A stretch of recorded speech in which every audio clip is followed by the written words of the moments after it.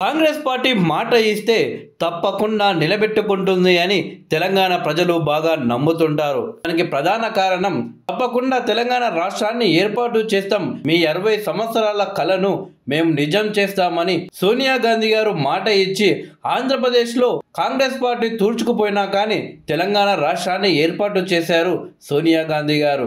దీంతో తెలంగాణ రాష్ట్ర వ్యాప్తంగా తెలంగాణ ప్రజల్లో కాంగ్రెస్ పార్టీ మాట ఇస్తే తప్పకుండా నెరవేరుస్తుంది అనే ఒక భావన ఏర్పడ్డది. మొన్న జరిగిన అసెంబ్లీ ఎన్నికల్లో సైతం కాంగ్రెస్ పార్టీ ఇచ్చిన హామీలను తప్పకుండా నెరవేరుస్తుంది అని నమ్మి కాంగ్రెస్ పార్టీని గెలిపించారు తెలంగాణ రాష్ట్ర ప్రజలు. అయితే ఆ నమ్మకాన్ని నిలబెట్టుకొని కాంగ్రెస్ ప్రభుత్వం ముందుకు వెళుతుంది. తెలంగాణ రైతులకు పంట రుణాల నుంచి విముక్తి కల్పిస్తామని ఎన్నికల్లో హామీ ఇచ్చిన కాంగ్రెస్ పార్టీ ఆ హామీని నెరవేరుస్తూ చరిత్రాత్మకమైన అడుగు వేసింది. ఇవాళ రైతులకు రుణమాఫీ పథకాన్ని ప్రారంభించింది. ఇవాళ సాయంత్రం 4 గంటలకు ముఖ్యమంత్రి రేవంత్ రెడ్డి రైతుల రుణమాఫీని లాంఛనంగా ప్రారంభించారు. తొలి దశలో భాగంగా ఇవాళ 1,00,000 వరకు లోన్లు కలిగిన 11.50 లక్షల మంది రైతుల అకౌంట్లలో 6,098 కోట్ల రుణమాఫీ నిధులు జమ చేశారు. ఆగస్టు 15 లోపు 2 లక్షల పంట రుణాలు మాఫీ చేస్తామని ప్రకటించిన కాంగ్రెస్ ప్రభుత్వం ఆ మేరకు ఈ ప్రక్రియను పూర్తి చేసేలా ప్రణాళికను సిద్ధం చేసుకుంది.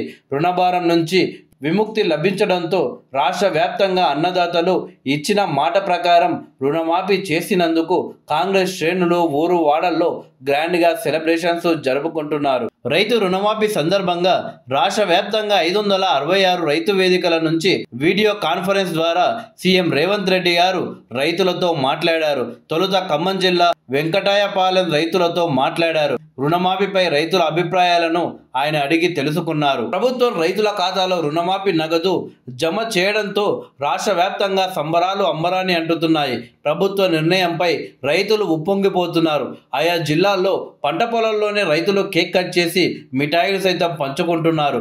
ఇక రుణమాఫీ అవుతుందన్న ఆనందంతో కేరింతలు కొడుతూ రైతులు పాడి పశువులకు తిలకం దిద్ది కొన్ని చోట్ల వినూత్న రీతిలో సంబరాలు చేపట్టారు. జిల్లా కేంద్రాలు, నియోజకవర్గ, మండల కేంద్రాల్లో పార్టీ నేతలు సీఎం రేవంత్ రెడ్డి గారి చిత్రపటానికి పాలాభిషేకాలు చేసి కృతజ్ఞతలు తెలిపారు.